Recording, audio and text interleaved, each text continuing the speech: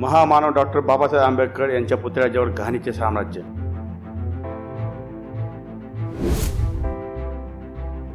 वारंवार तक्रारी करूनही नगरपालिका प्रशासन करते दुर्लक्ष।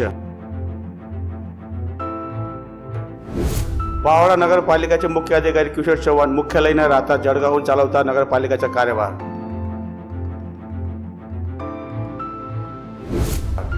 पावडा पोलिसांची मर्जी असल्याने अवैध प्रवासी वाहतूक करणारी गाड्या पण तिथेच थांबतात।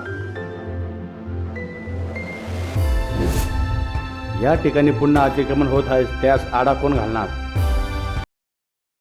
पारोळ्यातील डॉक्टर बाबासाहेब आंबेडकर यांच्या पुतळा 14 एप्रिल 2024 रोजी पहिला पुतळा काढून इंडोल विधानसभेचे आमदार चिमणराव पाटील यांच्या अथक प्रयत्नाने पूर्णाकृती पुतळा बसवण्यात आला।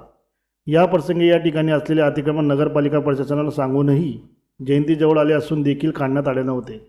त्यावेळी अतिक्रमण काढण्याचे काम आंबेडकरी जनतेने केले। काल अण्णाभाऊ साठे यांची जयंती सर्वत्र साजरी होत असताना त्या ठिकाणी स्वच्छता ठेवणे नगरपालिका पारोळा यांना कर्मप्राप्त होते, परंतु त्या ठिकाणी अस्वच्छतेचे मोठे साम्राज्य पसरले होते आणि अजूनही आहे। सदर याबाबत सामाजिक कार्यकर्ते गौतमभाऊ जावडे यांनी नगरपालिकेचे मुख्याधिकारी किशोर चव्हाण यांना याबाबत जाब विचारला असता मी जळगावला राहतो, त्यामुळे मला तेथे काय होत आहे याची कल्पना नाही।